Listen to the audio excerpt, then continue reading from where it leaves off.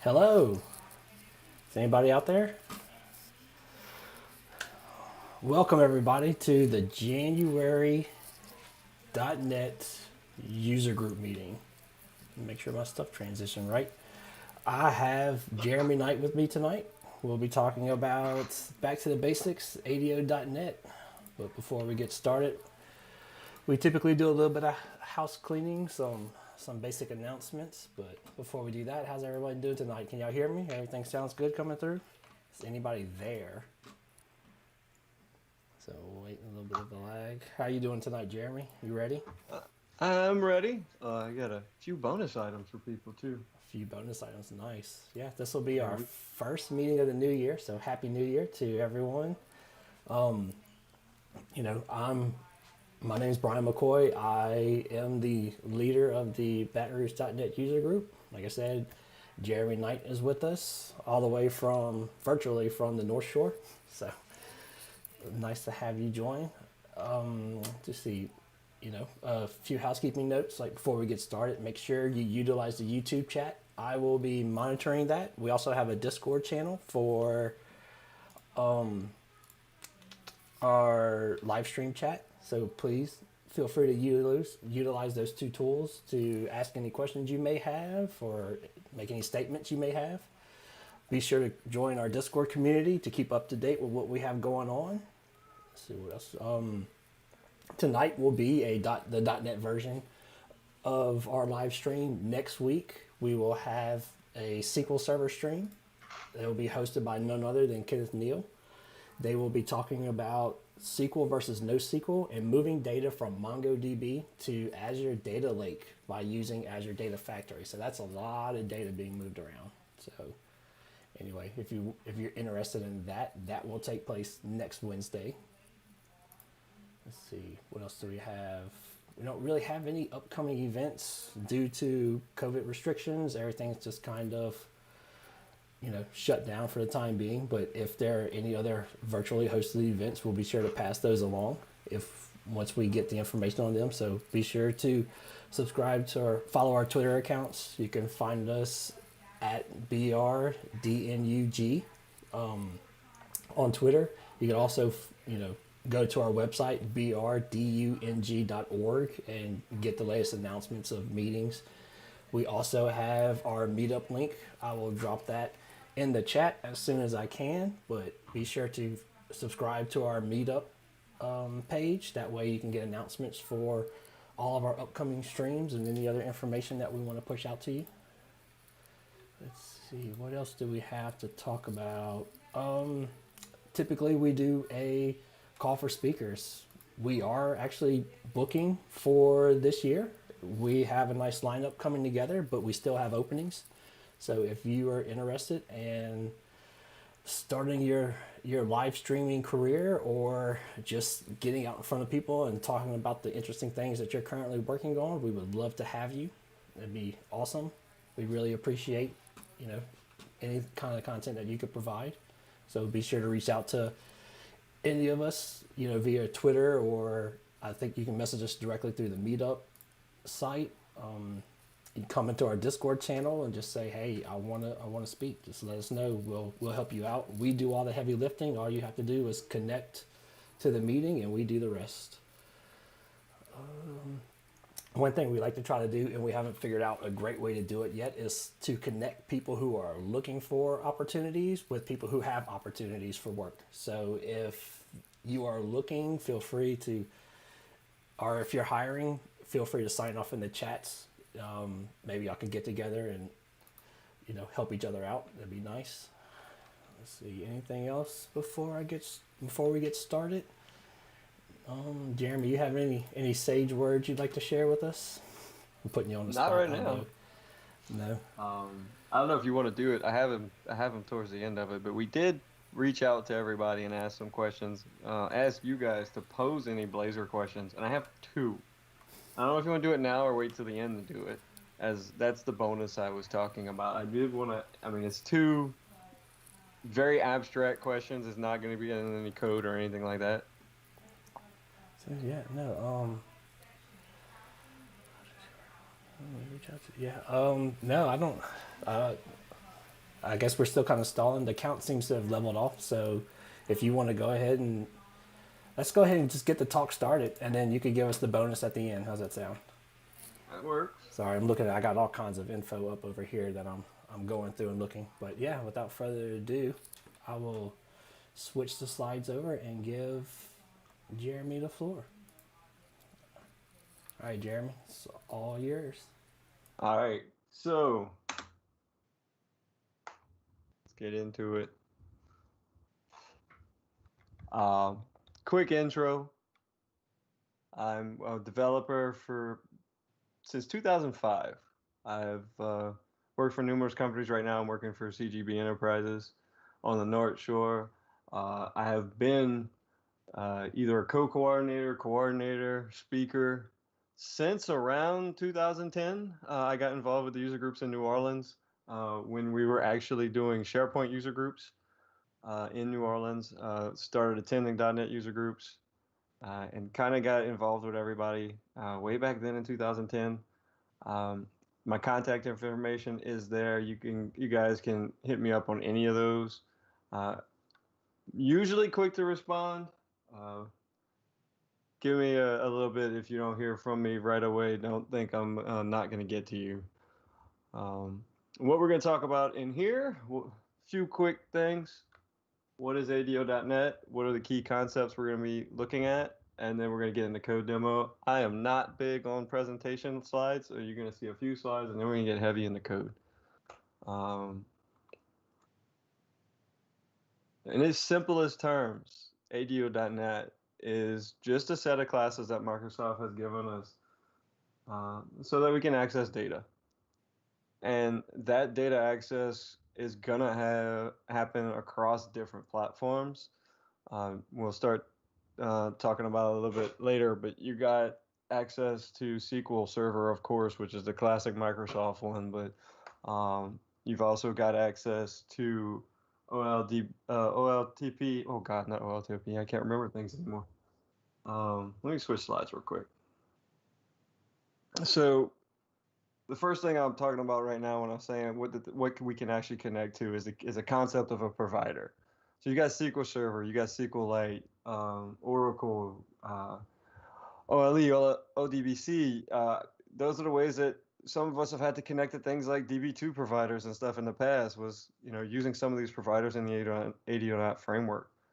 Um, the next things that you see on this slide after provider are going to be some of the base object types: DB connection, DB command, DB parameter type, DB transaction. Those are your base object types. So once you get into the SQL world, for example, you're going to have a SQL connection, not a DB connection, but it's an inherited type. So the one that I'm going to call out here specifically is a DB command. Your DB command: execute non-reader, execute reader, execute non-query, execute reader, execute scalar. That's to be the ways that you're actually going to be calling into and getting your data, or are executing some command against SQL. So yeah, what's up? What?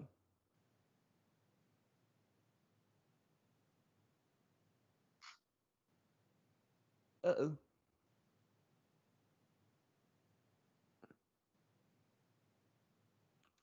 What, or her?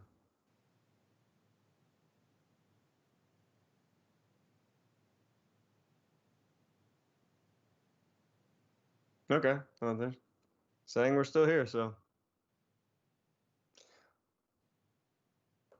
I'm gonna give it a few more seconds, make sure everybody's back, but um, we'll get into a little bit of our CRUD operations that you normally would talk about with the DB command.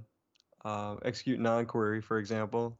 That's would be your things like your insert, your update, delete statements inside of SQL. Your reader is going to be your select statements.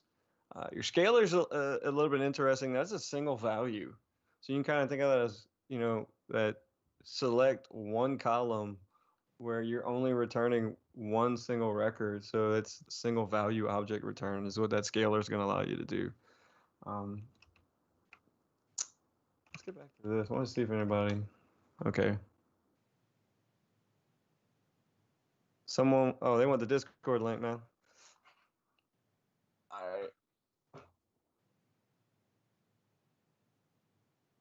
So as I said, not many slides.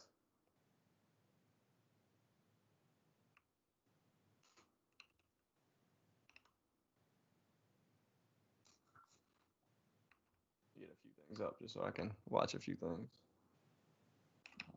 Just in case you guys have questions. We get Discord up and we get YouTube up. Awesome.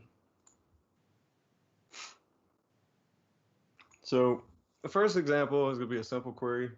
I guess I should actually do something else too.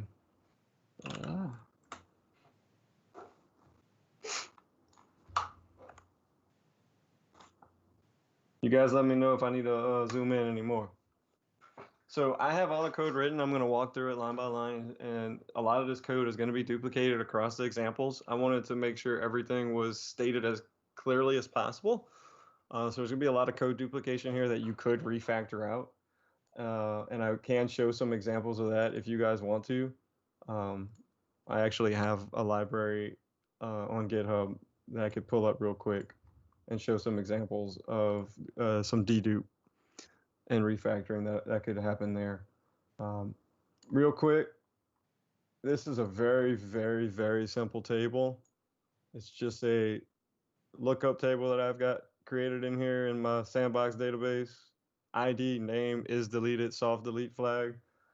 That's all we're really working against.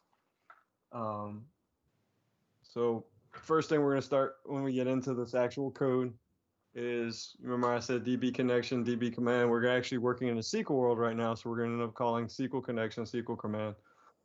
First thing, create your connection, pass it your connection string. You want to make sure that anything you're doing in the ADO world with these connections, actually most of these object types, the quick real way to know, command dot dispose. If you see dot dispose right there, you should be wrapping that in a using statement. So you'll see that double using up top for that connection and that command, just to make sure everything gets disposed correctly, closed out correctly. No, Ryan said it's working for him, so maybe it's going through and it's just warning you that you could be having issues. Walking through real quick, the new SQL connection, that is usually one of those things that you're going to want to inject in. The second line, though, is I'm using connection.create command. You can say new SQL command. The reason that I started using this pattern, connection.create command, and you'll see later on when we get into parameters and how to pass these parameters in, that I use a create parameter function as well. What that does is that actually allows me to make this code kind of agnostic. So that goes back up that level to where I can actually look on the DB connection object has access to this.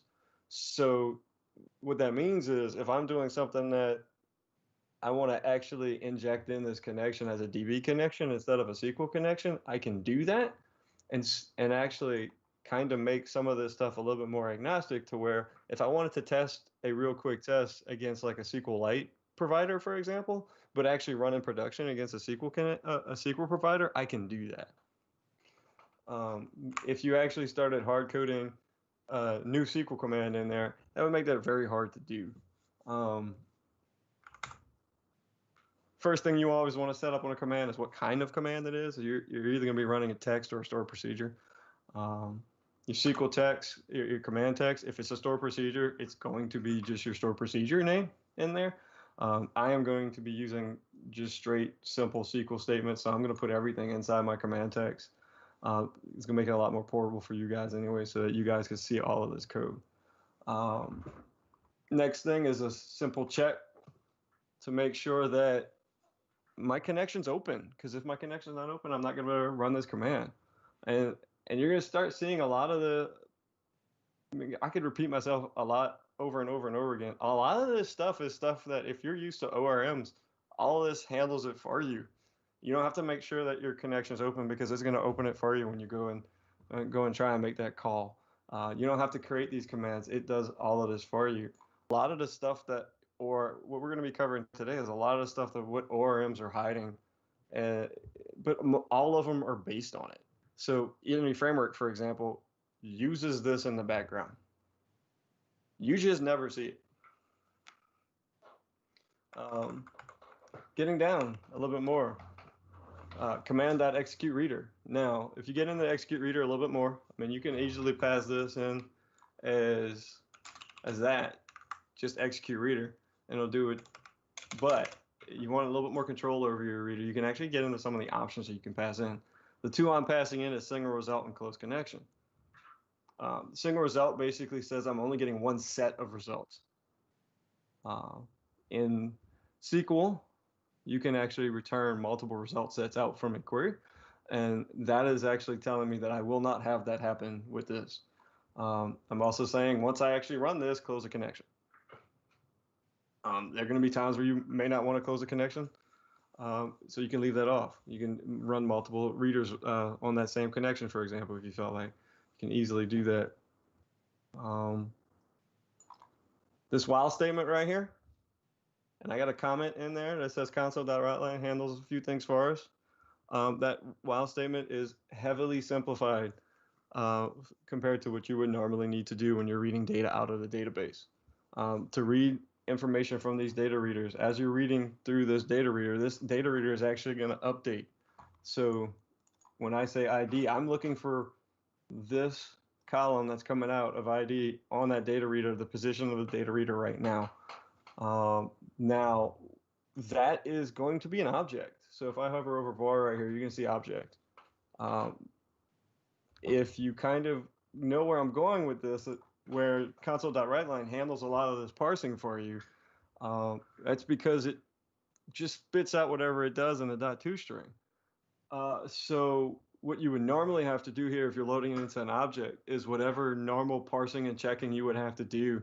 So that's coming out as an integer, so an int.parse, for example, would have to happen there. You would have to check for DB nulls if it's a nullable type. There's a lot of things right here. Ryan, I just read your statement, and yes, you're right. It's one of my biggest pet peeves, and it's one of the first things I look for when I see ADO is, are you using your using statements? It's a really simple way to make sure that you're not leaving things out there that shouldn't be. Because I mean, right, I could always do the last line of this thing is, I can easily say, data reader.close and make sure it gets closed that way. The using statement handles that for me. Now that I can do the same thing for the connection and the command. But back to what I was talking about with the parsing, you definitely want to make sure you have something probably written outside of your commands or whatever you're going to be running to parse these parameters for you. If you're going to get an ADO, you're going to do it enough to where you're going to want some kind of library that's going to parse parameters for you, parse this data out of the database for you. You get a little bit of functionality built in to .NET, but it is nowhere near what you would need to do. So when you get in the ADO.NET, one of the first things you're going to do is write some kind of parsing library so you can get that data out of these data readers in a clean and simple way. And what I mean by that is it's somewhere in here. It's way down here. So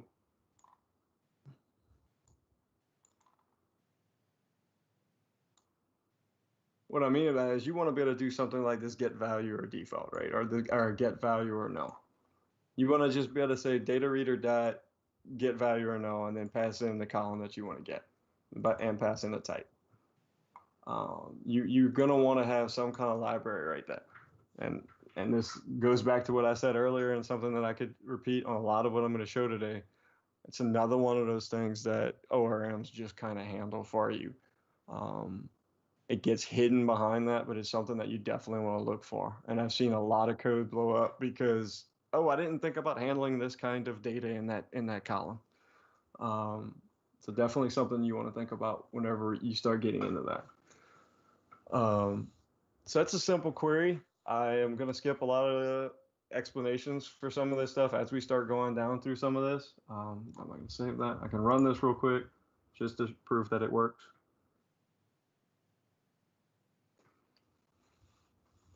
Yay, we have data. I'm just gonna walk down the list. Now let's start getting into passing data into those commands that you're actually working with. I know I mentioned earlier that I'm going to be using the create parameter, create command function so that I can be as provider agnostic as possible. The DB types can be interesting when you start trying to do that. SQL actually does have its own DB types that if I would not be using int32, if I'd be using something very specific to SQL, I would actually have to bring in the SQL DB types. And you can kind of see now I'm getting the very, very specific SQL ones. I can get away with using the generic DB type right here because it's just an int. Just something to keep in mind. I can actually add a comment right here for you guys.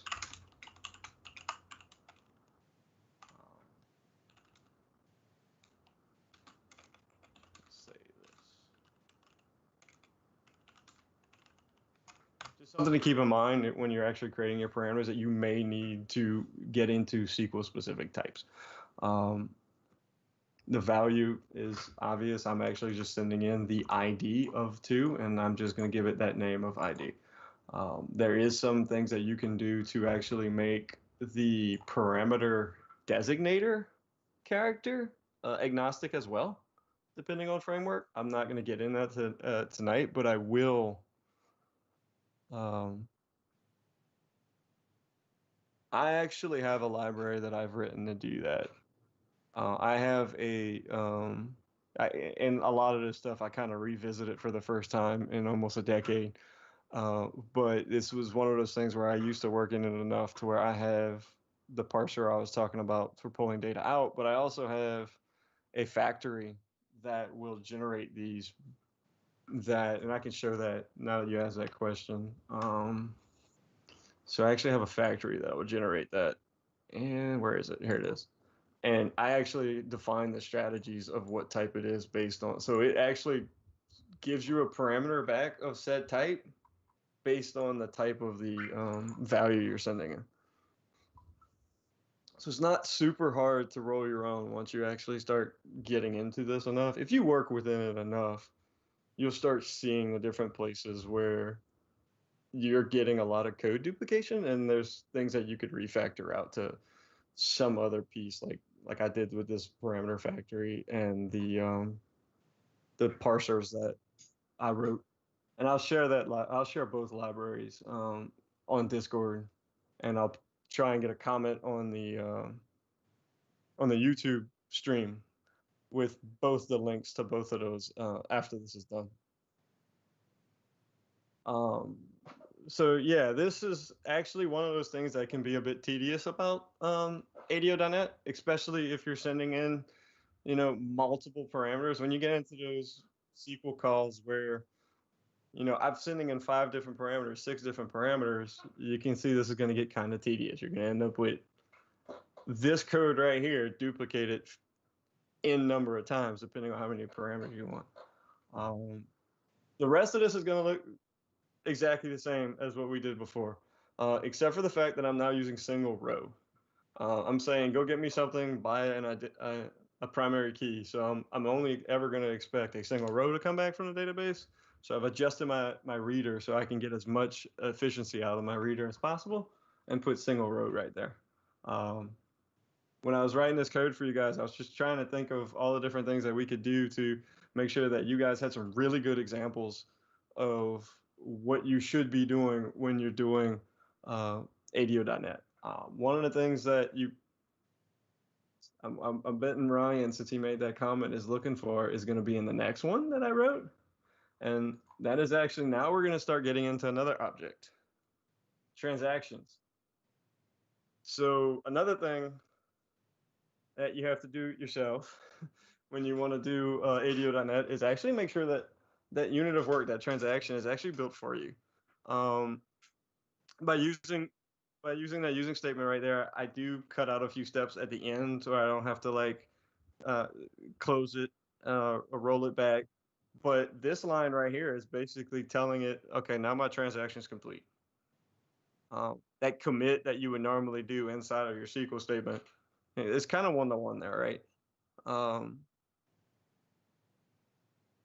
So I actually did a few things differently here. Remember, I'm using a string parameter. Like I said, you could get in the SQL types right there.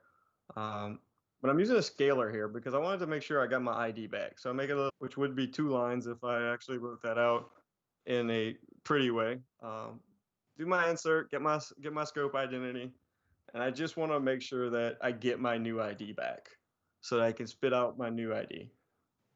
And I'm using the execute scalar. Remember I said that's the way to get a single value back. So this select scope identity is a perfect fit for that execute scalar. I'm actually going to run this one real quick so you can see what it looks like.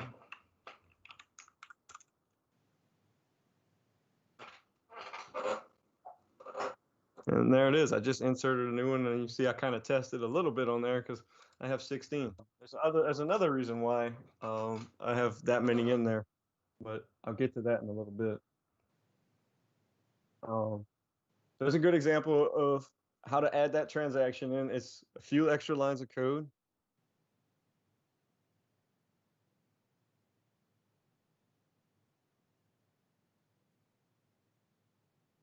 Oh man, I've been so long, I actually don't know the answer to that question. I can test it real quick. Watch.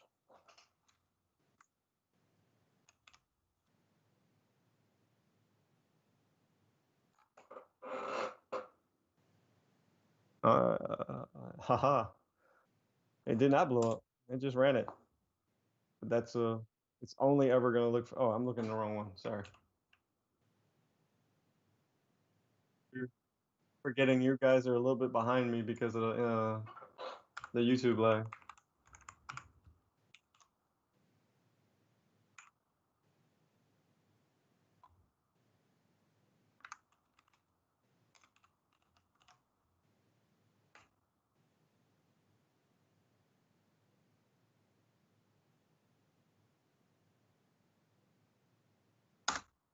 Oh, it handled it. Apparently, it just used the first one.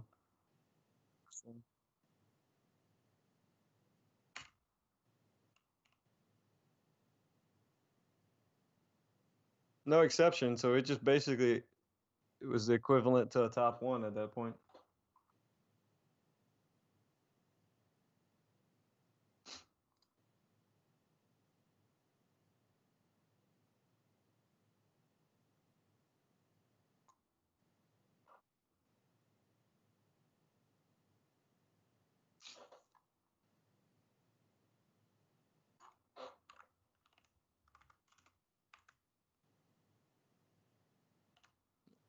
Update, and this is going to be the first time we get into execute non-query. A lot of this code is going to look exactly the same. I added a few little things in here. Execute non-query is going to return an integer that basically just says how many rows got affected by your query. So I'm just going to spit that back out. I think what was the ID that we just inserted? 17. Let's work with that. If I run the update example, I got one row that got updated, and that was that ID 17 that I just sent in. Parameters gonna be the exact same setup. Everything's gonna be exactly the same. I'm just running an execute non-query because I want to execute some command on the database. I just update, delete is gonna look exactly the same. I'm not even gonna cover it.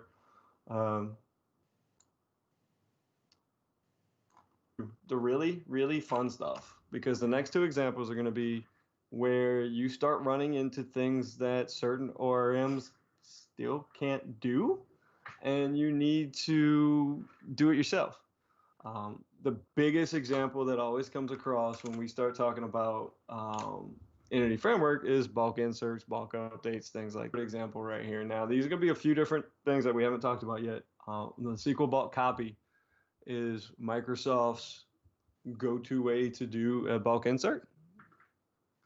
And And what's kind of nice about this is if you use this and what I'm going to show you here and what I'm going to show you next with the integration example that I have set up, you can kind of take those, expand upon them, and when you find yourself hitting a wall with an ORM like Entity Framework, you can actually expand upon that and just add in ADO where you need it to actually not overdo your ORM and try and work around things, but actually just expand it in a way that is actually going to make your code efficient and not.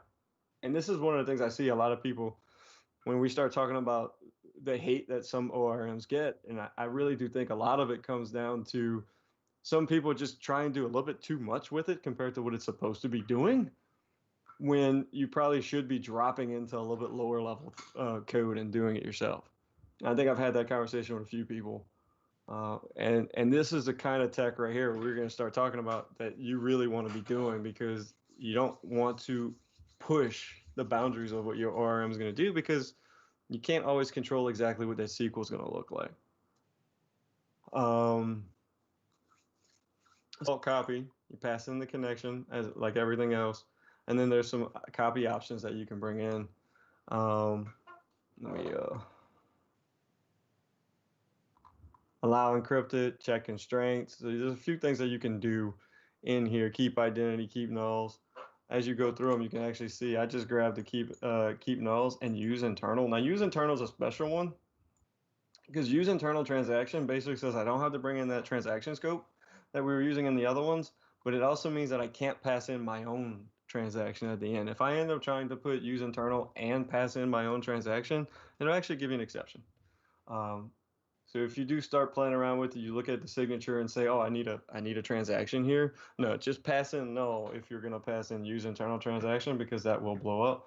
And I think, yep, okay, they do a good enough job with the documentation here that it does actually point that out, that if you bring this in, if you pass an object, it'll give you an argument exception. So I'm going to pass in null to that last parameter. First thing I'm going to do is set my batch size. So if you only ever want 10 to be inserted at a time, this is exactly how you would do it. Your destination table is going to be the table name inside of your database that you're connected to. And then I'm going to add some column mappings to this. So I'm basically going to say, what's my source column name versus what's my destination column name? I'm just leaving it name on both sides. I'm going to create a data table now and add a column called name. So what that means is when I'm looking at the source destination, the source column name, I am looking at this data table name column. And I'm looking at the destination, I am looking at the lookup table's name column. The column also will take in a type. I just did a quick seed at -99 so I can insert some stuff into the database and have an easy way to delete it. So I can say less than 0 and delete. Loop through, created 10 new rows based off of the row definition that I've created here. For those of you who have not used a data table before, once you add columns to a data table and you use this new row function, you can actually use a string index to get into the correct column. So I am going to create 10 rows in my data table with bulk inserted C number. As with everything else, I'm going to open my connection, and then I am going to write to the server. And when I run this one,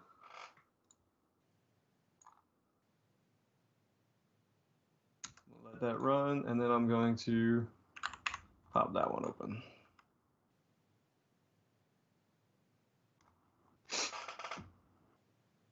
And there's the extra ones that I created right there. All those additional bulk inserted ones.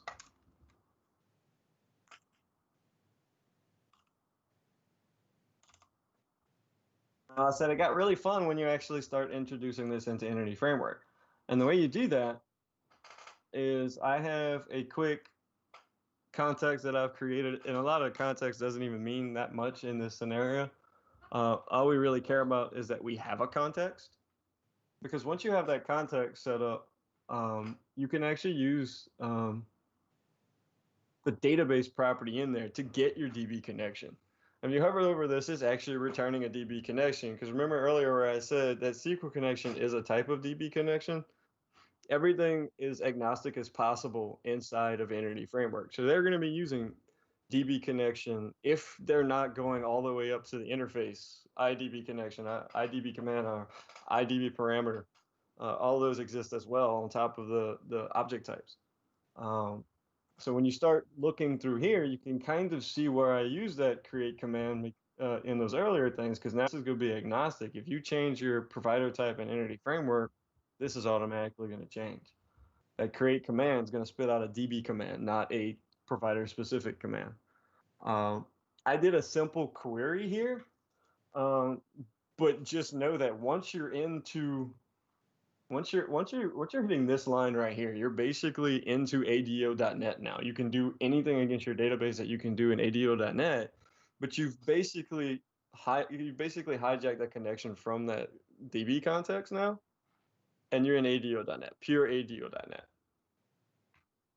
So if you're normally used to injecting your contexts like that into your classes, you can do that, and then just grab your database connection from it and work off of there.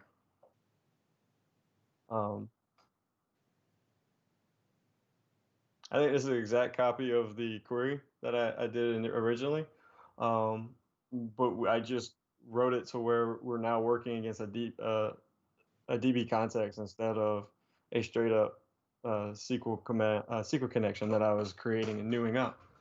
But given this right here, you can actually see where this would be really powerful, and I know there are a lot of libraries out now that will allow you to do it, but you can see where this would be really powerful to where if you wanted to do a bulk insert, for example, you could do it yourself.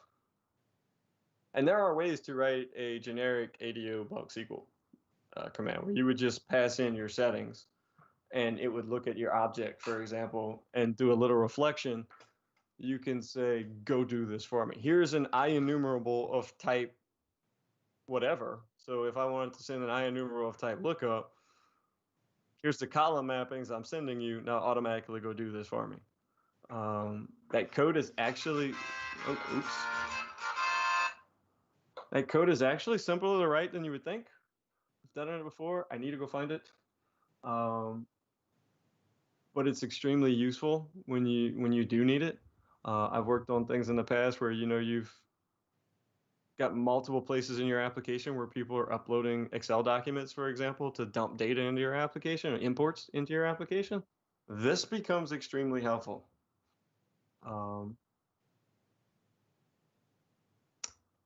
Anybody have any questions? Because I just kind of ran through that.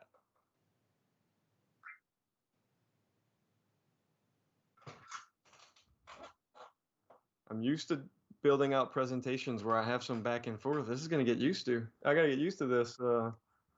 Just me presenting with barely any interaction. Yeah, I'll admit, presenting virtually is an adjustment, and not being able to see all of these people's wonderful face and have them ask you questions is one of the biggest adjustments I've had to get used to. I'm very, very, very used to very interactive, which is why I usually do it like this, because usually I'll have a question or two and kind of do a little tangent, which ends up being a 15-minute tangent for me usually. Yes. But I mean, I think this stuff in here, and the reason I wanted to do these examples as low level as I did is because I think a lot of people miss this kind of stuff now. I mean, I think I take that for granted because, I came out when I did in 2005. There was no such thing as an OR. So we had to do a lot of this stuff.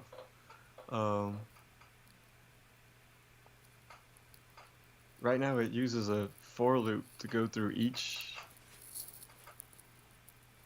Yes. I will put this on a GitHub repo and I'll put the link in both the Discord channel, and I'll try and remember to put comment on the actual live stream as well. It's actually not. I didn't want to let anybody ruin the surprise, so it's not on a public repo right now. I'm gonna go fix that after this presentation. Nice. Do you have other awesome examples on your public repos? Or shout out your GitHub. I assume that's where you're putting them. I actually do. I didn't even look. I should have looked before I said that. No, yeah, look. Log insert. Here's an example of how to do it in a generic way. This is a generic bulk copy. Lots of reflection, but it's really nice. So parameter factory. So for the people that were asking about things that I would have written in the past or things that you probably end up writing, so the parameter factory one is actually really straightforward. Not anymore. No, everything I'm working with right now is almost like she's bleeding edge. I have 4 Blazor apps out right now. Internally, three of them are Blazor server. One of them is Blazor Wasm. I have worked with a lot of legacy stuff in the past. What's very interesting too is with ADO specifically is a lot of people that came from the ASP Classic world, and now I'm really dating myself, didn't realize that a lot of this functionality was there. So you would go into places as a consultant and you would see a lot of string concatenation SQL where you could literally just use ADO and do parameterized SQL, which is one of the things that you get with any form of ADO, whether that is Entity Framework or low-level ADO like this. As long as you're using parameters, you get some of that type safety and security checking to where you still have to do some checking against your code, but it is going to be a million times more secure than if you're trying to do any kind of string concatenation for SQL queries.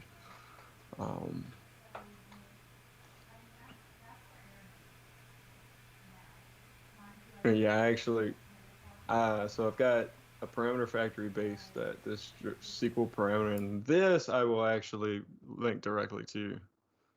Yeah, exactly what I'm talking about. Like, and that was one of the big things that when we go into consulting, when we knew that we were coming into, anybody that was using straight ADO, this was pre-Entity Framework days, almost pre and Hibernate days as well. That was one of the first things we were checking was, do you use string concatenation to build your SQL statements? Yes or no?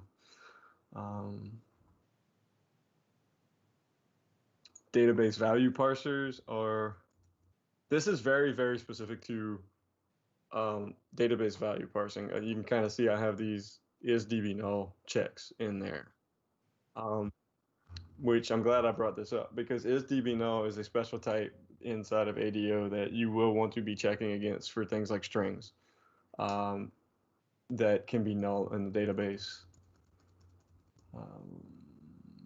Yeah, actually, I thought I made, yeah, I do. Okay, so extension methods as well. So actually, I'm going to link to this library as well so you guys can have all that. And I actually put the folder structures in there as well. I was like, because for example, in my common, it's in data, and then I actually do have a little bit of SQL specific stuff. Not much, apparently. But this is, like I was kind of trying to say before I read that comment, because I like to go on tangents. This is all stuff that I think everybody should know. If you're going to be working in the .NET world and connecting to any kind of data at all, you need to be getting into ADO.NET, at least so you know what's going on in the background. Entity Framework's great. Hibernate's great. Dapper, whichever one that you actually want to use, they all use this. And I am huge on, once you start using something, kind of know what's going on in the background.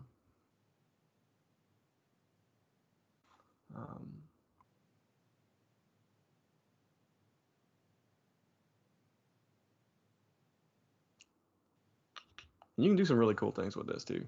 It's like I got this single result set right here. But if you really wanted to do multiple result sets in a single query, so you wouldn't have to make 2 different calls to the database, this is how you would do it. You remove that and you actually move through your result sets.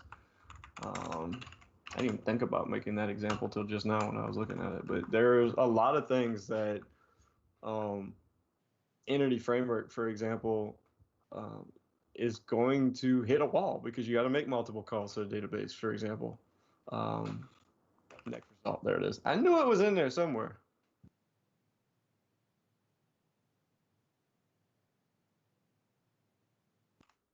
But yeah, that's exactly what you'd be doing. So if you go through that data reader, for example, read that first result and then move to the next result set and kind of do the same thing.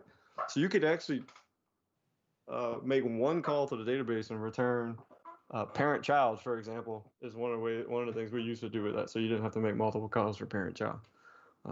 That's, like I said, probably a decade ago since I've actually used this every day.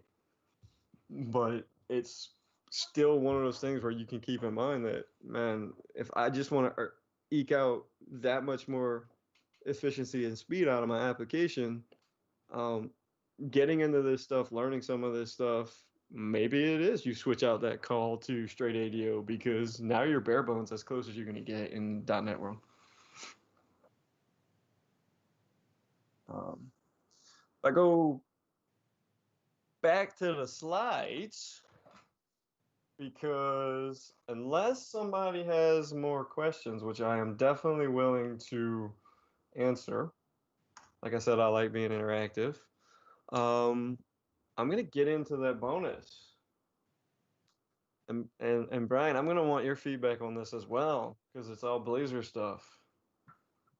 So, have you used EF with other providers? Unfortunately, I have. It wasn't fun.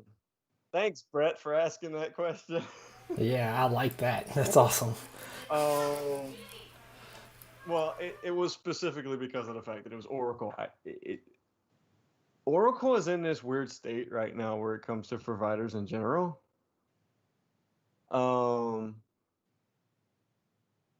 Because no one knows who's maintaining it anymore. Microsoft says go to Oracle, which if you're gonna use it is probably the safest bet to do it. But Oracle is not the best when it comes to getting information from them, from support and things like that. Company I was working for in the past, actually, we had a bunch of Oracle stuff, and it was still like I don't want to know how much we were paying them for Oracle licenses, and it was still hard to get answers from them from technical support side. And their documentation,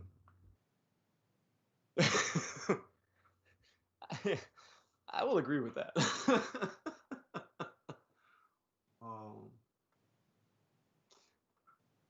But I will say this. I will finish that answer off with this. I've used ADO.NET on far more providers than I have used Entity Framework.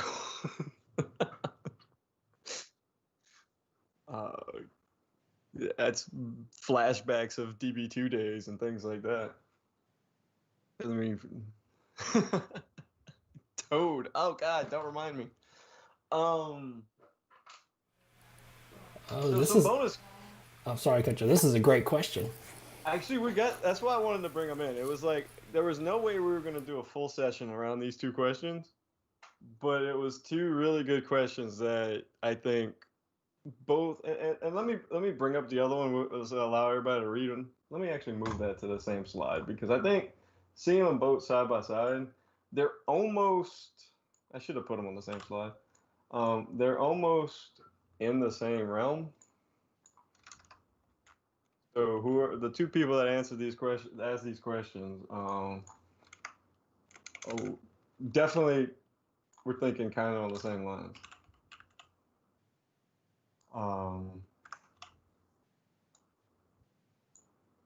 So I have had time to think about this for a little bit. So I'm gonna answer first for both of these, really, and I'll let you chime in after, since I'm gonna give you some time to think about it while I'm answering mine.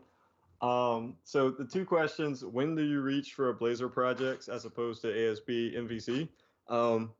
If your team is willing to let you, I'll start by answering the second part. Completely new web project in .NET 5. Um, I've been burnt enough times by Microsoft even that probably wouldn't write anything .NET 5 right now. It's not long-term support. Uh, 3.1 is their official long-term support one. I would probably stick with .NET 3.1 unless you absolutely positively are okay with being on the bleeding edge and have to have WASM. From everything we've done at work, Blazor server is absolutely fine for most internal enterprise projects. Let's put it that way, because I can definitely see some consumer facing things that you're going to want to use WASM for, especially if you get a little bit more into the PWA aspects of it. But if you're writing internal enterprise applications, Blazor server is actually probably better for you. You're going to live closer to your data sources a lot of the times. Um, if you do enough reading on WASM in the first place, you're probably going to start running into things where WASM is not as efficient as Blazor server, specifically for heavy math applications. There is an article, and I can go find it, and I probably should have had it for this question. Uh, that goes into exactly this one guy's huge problems about we went with Blazor WASM and it's slow. And my entire thing for his big old long tirade was, why didn't you use Blazor server? But Microsoft kind of oversold WASM, so I can understand it. WASM, as of right now, is in 3.1 and even .NET 5 still having to go through the mono runtime. Because of that translation layer that they're having, it's not using it'll never be as fast as what they are projecting .NET 6 WASM to be, because of the fact that they're getting rid of mono and they're going straight to the normal runtime, the .NET Core runtime. Blazor server, to answer Ryan's question, is a version of Blazor that runs completely on the server, almost like, I'm gonna probably turn a few people off when I say this, Yeah, be careful. almost like web forms, but not quite web forms. Okay, don't go that far back with it. You're not getting back to the point where you have view state and all these other things that made web forms bad back in the day. What it does though is they try and do some smart rendering, and it does get better in .NET 5 because they actually do allow you to virtualize some of the rendering, but it'll actually connect in a SignalR session. So it leaves a connection open the entire time. So as the user's doing things, it actually sends things back and forth. And notice I said back and forth. So you can use that SignalR to your advantage as well. And we are. So you can do things back and forth through that SignalR connection and have everything kind of look like it would be a SPA application anyway. So if you're used to what people would normally see in a WASM or in a Angular or Vue or React, you can do that kind of stuff with Blazor server. It's just all done on the server and then passed through that SignalR connection to get any user interaction. It's also a lot easier to integrate Microsoft AD into. So yeah, that's the other reason why we did it. As of right now, I will not say that for 5 or 6 because I haven't really looked at them yet. I do know that 5 does have one thing. No, actually, it doesn't. They promised they would get it, and then they pushed it back to 6. So one of the big things that they promised with Blazor 5 was live reload, which technically I guess they can say they got working because they got it working in VS Code. But if you're a Visual Studio developer, you won't get that access until .NET 6. The second one, should a C# developer invest time into learning Blazor? I'm not even gonna look into the rest of this because it's the rest of that question is really, should I look into this? Is it going to be valuable? Like what? Yes, emphatically yes. WASM as a whole, WebAssembly, will probably change the way we do things. And for those of us that were around when jQuery released, it's almost at that level. When you're starting to talk about running DLLs directly in the browser in any language that you want to write, I mean, you can almost think of the WASM runtime, the WebAssembly runtime that happens in every modern browser right now as the way .NET compiles, right? So .NET compiles into IL and it runs through your CLR anyway. You can almost think of it like that. And it's why we were able to have VB and C# still. They both compile down the intermediate language. That same kind of process is what really happens there. It's you have Rust, you have Go, you have .NET. That's the three big ones I know that all support compilation to WASM right now. And .NET's implementation of that is Blazor. Blazor Server really can't call it true WebAssembly yet, but Blazor is definitely a hard push by Microsoft, but it's not because they're not looking to the future. WebAssembly is going to be huge across multiple different framework types. I mean, you look at .NET, like I said, those are the three big ones that I mentioned earlier. And I'm actually starting to see some Blazor interest in the employment space already.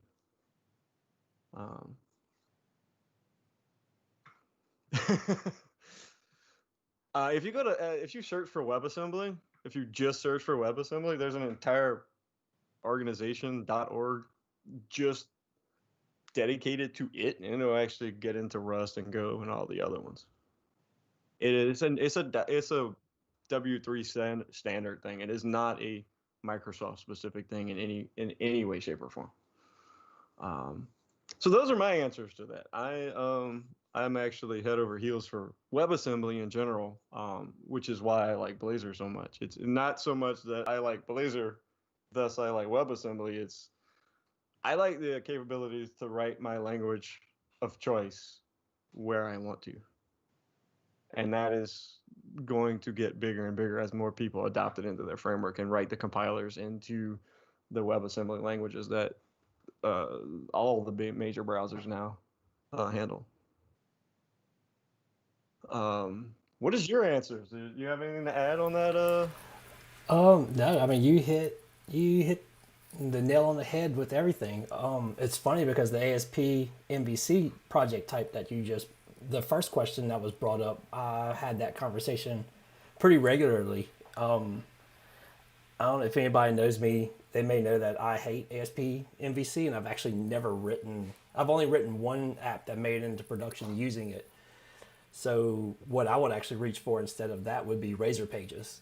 That's Okay, I usually was where I'll about to start. ask if you, because technically MVC Razer Pages is MVC, so I was It going to ask is. pre or post Razer Pages. So And yes, you're okay with Razer Pages? Okay. I'm all about Razer Pages. If you watch the stream that we did where I talked about Blazor components, that was actually originally a Razer Page component talk because what I did Okay. was I built components in Razer Pages and I ended up building a blog framework in Razer Pages. So I mean, I used Mediator in it. I used all the frameworks that I was familiar with.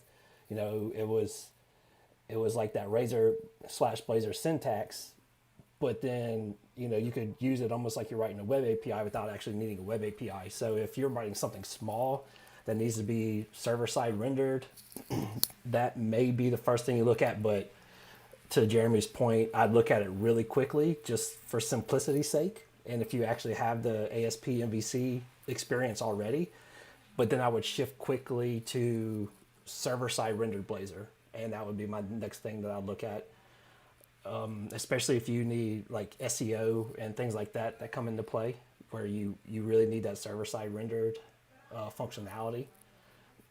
But yeah, that's usually where I would start and then move to. I'm not necessarily somebody who's going to say build a spa application with a web API just out of the box, because that may be overkill. But I've worked in large enterprises for most of my career, so that's usually how we end up building them anyway, because there's almost never a small app, so they're almost always big. And what's interesting about you going through that whole experience of ASP, MVC, Razer Pages, so on and so forth, um, I've had multiple junior developers um, on our team since using Blazor. So a little bit of history there. We use Angular and we use Blazor. The onboarding process for them for Blazor was so much better. Like, coming from the schooling that they came from with a .NET background, it was so much easier for them to jump into Blazor than it was the Angular framework stuff that we have right now.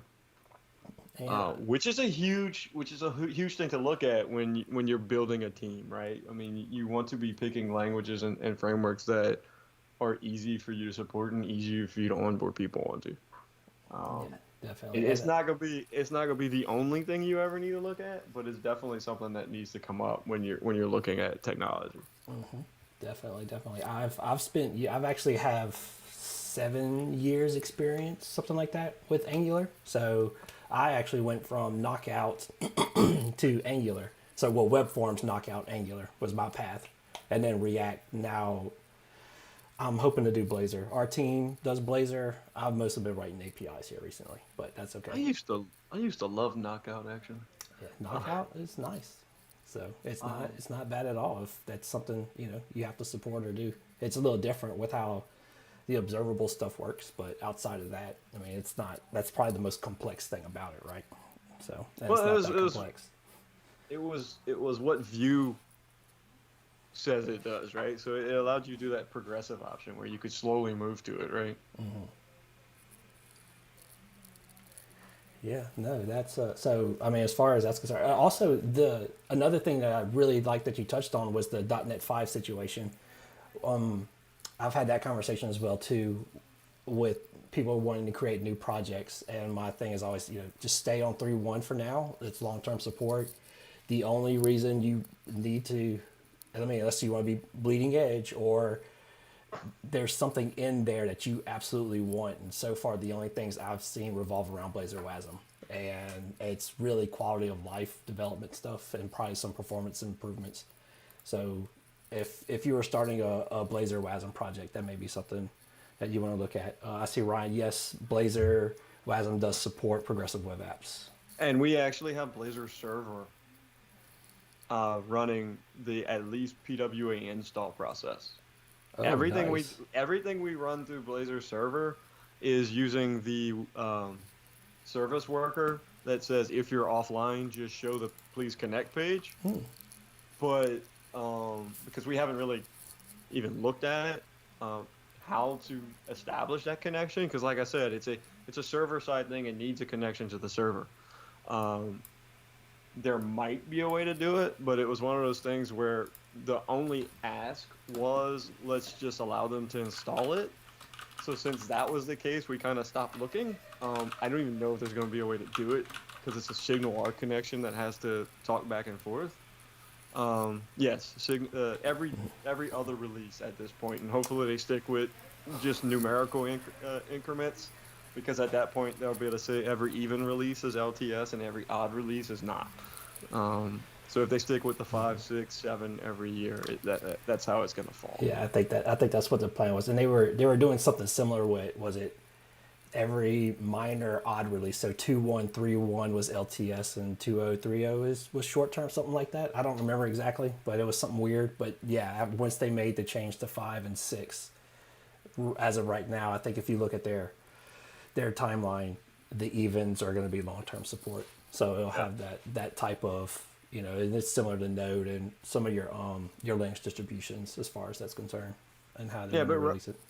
But Ryan, to answer your question, I mean, anything you can do with JavaScript, you can do with your Blazor stuff, because there's some JavaScript interop there.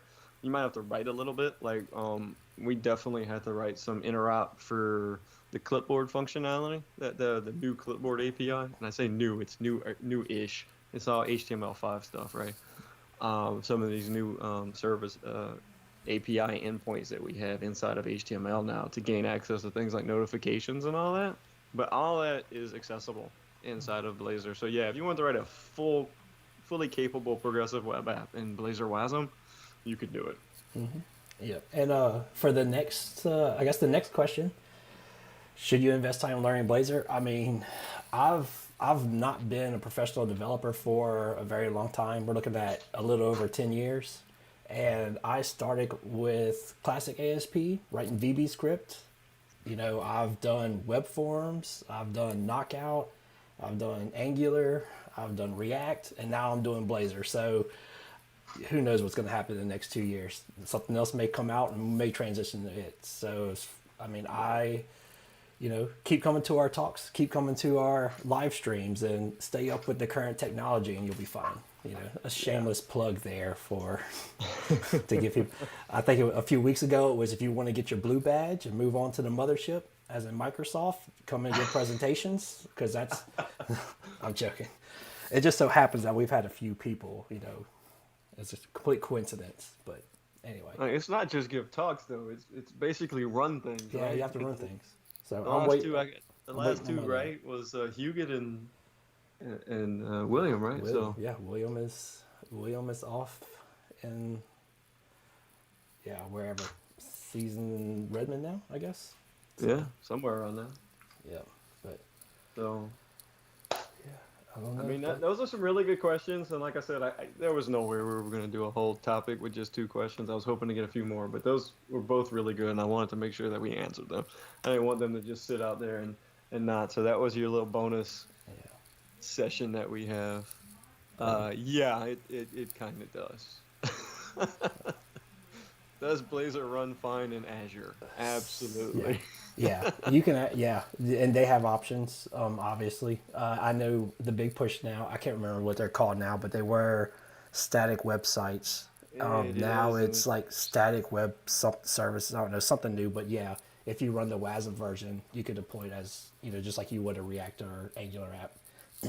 If you do, they keep annoying me with that because I keep waiting for them to support Azure DevOps repos. You still can't publish to a static web app unless you have a GitHub repo. Really? Well, they're probably. My money's on the fact that they're getting rid of Azure DevOps, but that's an inside joke for the people that I work with, if any of them are on. Because if you pay attention, or if you've been paying attention to the last couple of conferences that they had, all the technology that they're pushing and promoting revolves around GitHub. So yeah, they have a lot of merging to do before they can get to that point, though, because honestly, their pipeline system is actually a lot better than the GitHub Actions. So, yeah, that's true. So anyway, yeah, no.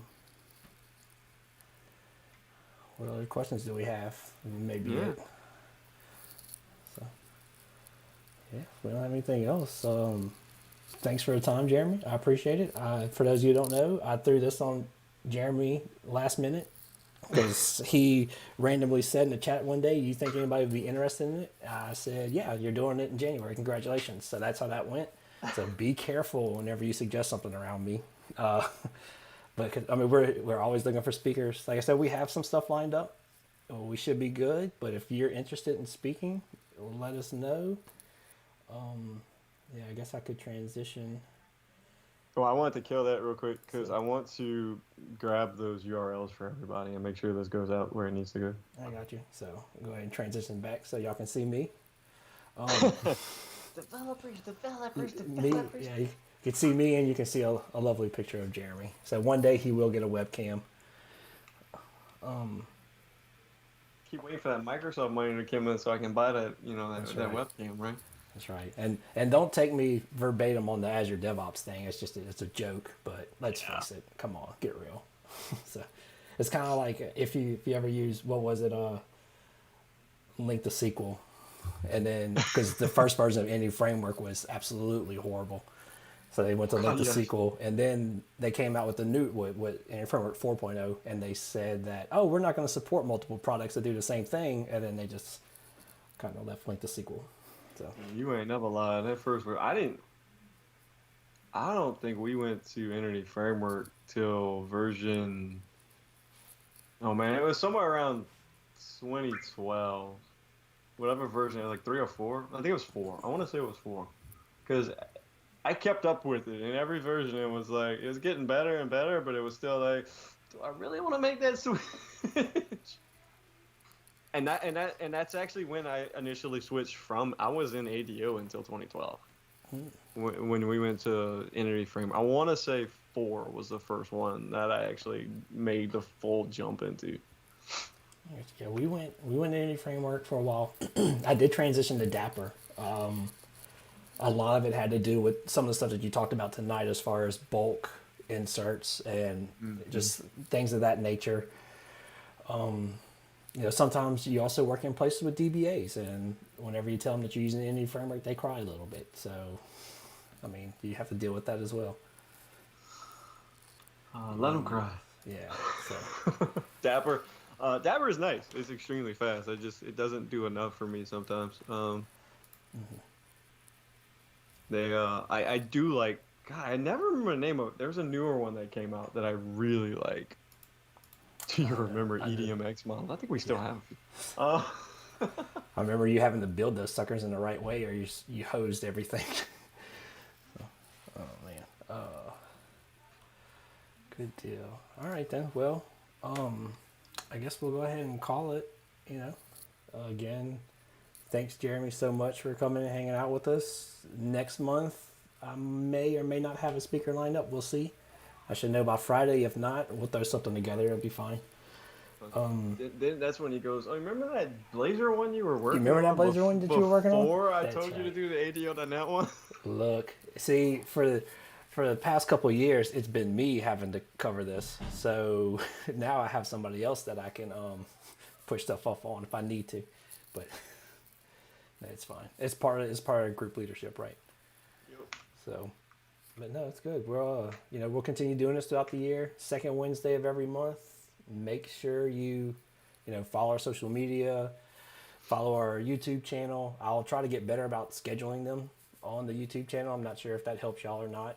If you have any feedback whatsoever, let me know. Find me somewhere. Post a comment underneath the video. Let us know what you thought. Let us know what we think we could do better. Let us know what you're interested in. Seeing the current. Oh, we got another question. With the current version of EF, do you find yourself using less ADO code or about the same? Oh, I guess that's way for you, less. Jeremy. Way less. And yeah, well, specifically EF Core. I want to say there's only 3.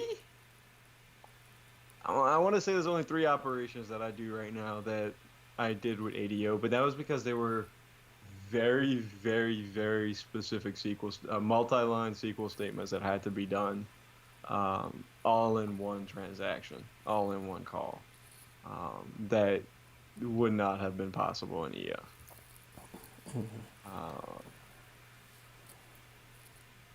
But a lot of what we do, we actually don't tap out in any framework or even come close to it. When we do, though, it's pretty easy to go into it. We've been pretty fortunate that a lot of it is. Well, the other thing too is we don't actually have a lot of our own data. A lot of our data exists in third-party systems that we interact with, or that we have APIs to go with. So a lot of the systems we write work off of that. So we don't actually have to do as much as what would have done in the past, where if it's a completely homegrown system. So if you're in CRMs and enterprise systems and all those connections like that, you're more normally going through some kind of .NET API or something, which is plug in DLL, go, right? That's right. All right then. Well, I guess remember next week we have our pushing around a whole bunch of data from NoSQL to Azure Data Storage somewhere. I don't know. I lost my notes. Oh well, that's fine. It's next week. Be on the lookout for it. The meetup's posted. It's out there. You know, if you're into those sort of things, that's all you. I'll probably be there to some extent, but I won't be talking much because data is not what I do. So anyway, again, thanks for Jeremy. Thanks for everybody coming out. We appreciate your support. You know, let us know what you think, and be sure to like and subscribe and all that other meta YouTube nonsense. And we will talk to y'all next month. Bye.